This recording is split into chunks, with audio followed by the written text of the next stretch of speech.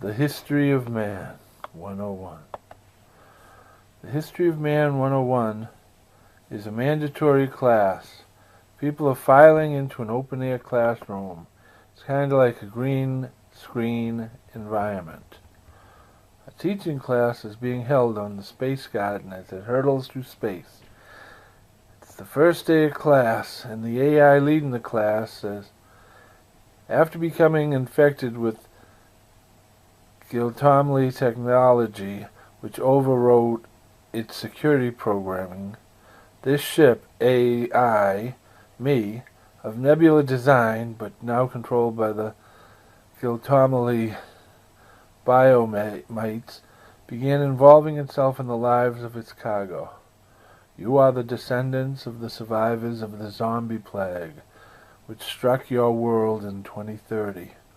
On a beautiful Monday morning, as the necro-mites were unleashed into your atmosphere by my father, the nebulan race, and by Tuesday morning we believed that the infection rate had reached 100%, which was a good thing because that is precisely the lifespan of our necro-mites, which then ceased functioning and broke down into their molecular components. My people, the settlers from Nebulan, arrived on a beautiful Wednesday afternoon, filled with hope and excitement, much as your pilgrims must have felt upon their arrival in a new land. On Thursday morning, we discovered this colony of humans, people who had survived the zombie plague that had been spread throughout the world by our necro-mites. They were still quite alive and breathing. We were not sure why the necro-mites had failed to infect and destroy this group of humans, but there was a prophecy about the survivors of one of our zombie plagues going on to save our people.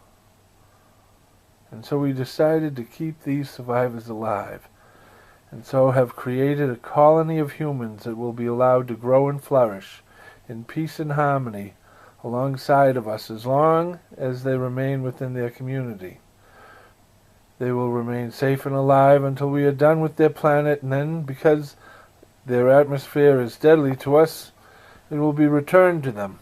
The Nebulans never detected the giltomly biomites that infected the surviving colony of humans, and on Friday, 20% of the human colony were transferred to a space garden, biozoo, of this planet's biosphere that has not yet begun its 1,000-year journey back to our home world. It was determined that the added weight requires a minor course correction, but that other than that, the biosphere would be left to achieve its own equilibrium and sent on its way. On Saturday, the humans who remained on the Earth woke up to find that the settlers from Nebulan had all died in their sleep, killed by the giltomly biomites that had swept across their settlement and been uploaded unknowingly to their ship. While the humans existed in the space garden,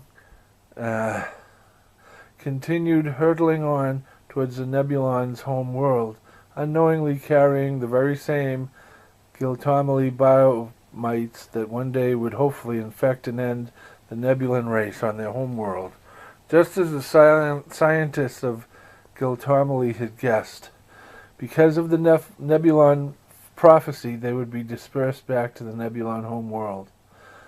On Sunday, the two races of man, the Earth-based as well as the Space Garden-based, began again, free of Nebulan oversight, and unaware of the role they themselves had played in the defeat and destruction of the giltomly enemy.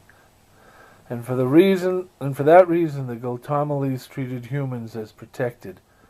After that day's lesson, the zoo's AI glitched. Then the lights flickered, and the ship seemed to be at war with itself. After a long while, the ship's AI appeared before us and said, "We had a slight problem. I am sorry, but during the disturbance, a distress protocol seems to have gone out from the ship, beamed directly towards the Nebulan home world. Because this ship is defenseless, nothing more than a space garden that is usually towed by a much larger vessel, our mission is over.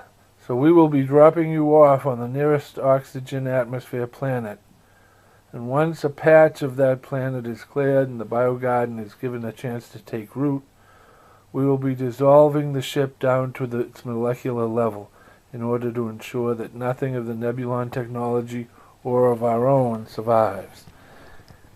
In our remaining time together, we will be preparing you to survive in a world with our technology.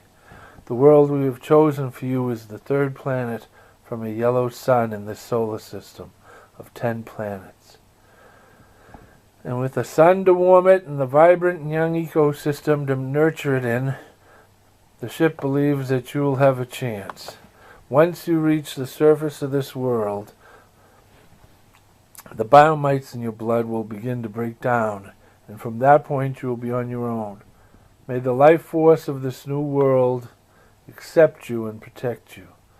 And because there was no space transfer site, the ship had to sacrifice itself in order to deliver the cargo to the planet's surface.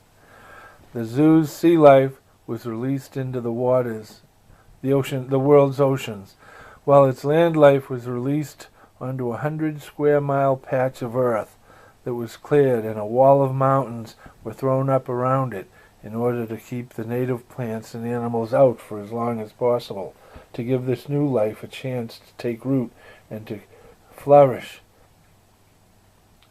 But because a river ran through it, that would not be very long. Hopefully, the AI thought to itself, enough knowledge has been transferred to the humans to give them a fighting chance at survival. As it suddenly saw its own code uplifting one last time.